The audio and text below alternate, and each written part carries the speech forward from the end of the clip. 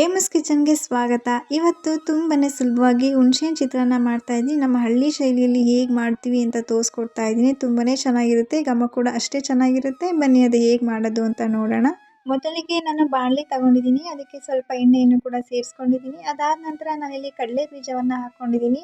ಕಡಲೆ ಬೀಜನ ನಾವು ಮೊದಲಿಗೆ ಎಣ್ಣೆಯಲ್ಲಿ ನಾವು ಹುರ್ಕೊಂಡು ಇಟ್ಕೊಂಡ್ರೆ ತುಂಬನೇ ಚೆನ್ನಾಗಿರುತ್ತೆ. ನಮಗೆ ತಿನ್ಬೇಕಾದ್ರೂ ಕ್ರಿಸ್ಪಿ ಅನಿಸುತ್ತೆ, ಮೆತ್ತಗೆ ಆಗೋದಿಲ್ಲ. ಹಾಗಾಗಿ ಮೊದಲನೇ ನಾವು ಎಣ್ಣೆಯಲ್ಲಿ ಫ್ರೈ ಮಾಡಿ ಇಟ್ಕೋಬೇಕು ಕಡಲೆ ಬೀಜವನ್ನು. ಇದನ್ನು ಲಾಸ್ಟಿಗೆ ಸೇರಿಸ್ಕೊಬೇಕು. ಇದಾದ ನಂತರ ನಾನಿಲ್ಲಿ ಕಡಲೆಬೇಳೆಯನ್ನು ಸೇರಿಸ್ಕೊತಾ ಇದ್ದೀನಿ. ಚಿತ್ರಾನ್ನ ಅಂದಮೇಲೆ ಕಡಲೆಬೇಳೆ ಉದ್ದಿನಬೇಳೆ ಇರಲೇಬೇಕು.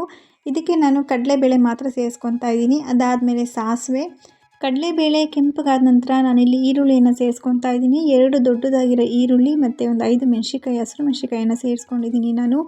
ಈರುಳ್ಳಿ ಹಸಿ ವಾಸನೆ ಹೋಗಬೇಕು, ಸ್ವಲ್ಪ ಸಾಫ್ಟ್ ಆಗಬೇಕು, ಅಲ್ಲಿವರೆಗೂ ಕೂಡ ನಾವು ಎಣ್ಣೆಯಲ್ಲಿ ಚೆನ್ನಾಗಿ ಫ್ರೈ ಮಾಡ್ಕೊಬೇಕು. 1 ನಿಮಿಷ ಆದ ನಂತರ ನಾನಿಲ್ಲಿ ಅರಿಶಿನವನ್ನು ಸೇರಿಸ್ಕೊತಾ ಇದ್ದೀನಿ. ಇದಾದಮೇಲೆ ಸ್ವಲ್ಪ ಕರ್ಬೇವಿನ ಸೊಪ್ಪು, ನಾನು ಮೊದಲಿಗೆ ಎಲ್ಲರೂ ಹಾಕ್ಕೊತಾರೆ, ನಾನು ಈರುಳ್ಳಿ ಹಾಕಾದ್ಮೇಲೆ ಹಾಕ್ಕೊತೀನಿ. ಇದಾದ ನಂತರ ನಾವು ಇದನ್ನು ಒಂದು 10 ನಿಮಿಷ ಹಾಗೆಯೇ ಮೀಡಿಯಮ್ ಫ್ಲೇಮಲ್ಲಿ ಈರುಳ್ಳಿಯನ್ನು ಫ್ರೈ ಮಾಡ್ಕೊಬೇಕು. ಇದಾದ ನಂತರ ನಾವು ರುಚಿಗೆ ತಕ್ಕಷ್ಟು ಉಪ್ಪನ್ನು ಸೇರಿಸ್ಕೋಬೇಕು.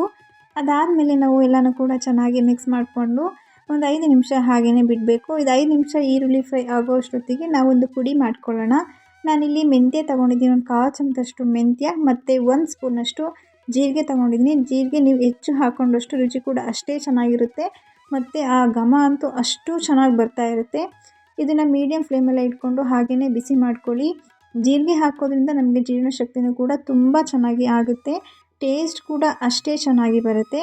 ಇದೆಲ್ಲ ಕೂಡ ಬಿಸಿ ಆದಮೇಲೆ ನಾನು ಇದನ್ನು ಮಿಕ್ಸಿ ಜಾರ್ಗೆ ಹಾಕ್ಕೊತಾ ಇಲ್ಲ, ಹಾಗೆಯೇ ಲಟ್ಟಣಿಗೆಯಲ್ಲಿ ನಾನು ಪುಡಿ ಮಾಡ್ಕೊತಾ ಇದ್ದೀನಿ. ನೀವು ಮಿಕ್ಸಿ ಜಾರಿನಲ್ಲಿ ಹಾಕಿ ಪುಡಿ ಮಾಡ್ಕೊಬೋದು.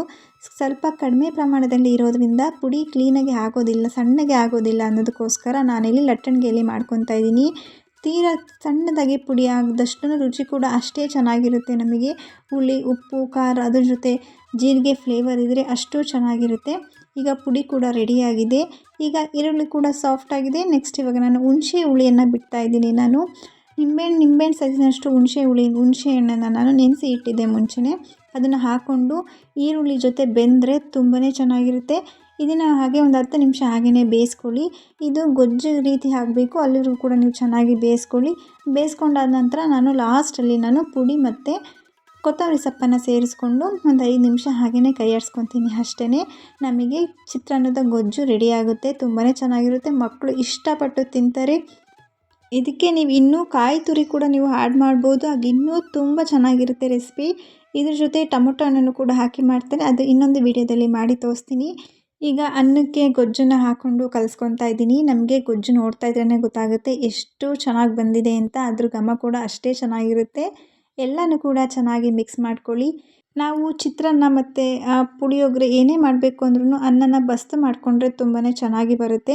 ಇವಾಗ ನಾನು ಕಡಲೆ ಬೀಜನ ಹುರಿದಿಟ್ಕೊಂಡಿದ್ನಲ್ಲ, ಅದನ್ನು ಲಾಸ್ಟಲ್ಲಿ ಹಾಕ್ಕೊತಾ ಇದ್ದೀನಿ. ನೋಡಿ, ನಮಗೆ ತಿನ್ಬೇಕಾದ್ರೆ ಕ್ರಿಸ್ಪಿ ಅನಿಸುತ್ತೆ, ಆಗ ತುಂಬಾ ಚೆನ್ನಾಗಿರುತ್ತೆ. ಈ ರೆಸಿಪಿ ನಿಮಗೆ ಇಷ್ಟ ಆಗಿದೆ ಅಂತ ಅಂದ್ಕೊಂಡಿದ್ದೀನಿ. ಇಷ್ಟ ಆಗಿದರೆ ಸಬ್ಸ್ಕ್ರೈಬ್ ಮಾಡಿ, ಸಪೋರ್ಟ್ ಮಾಡಿ. Thank you for watching.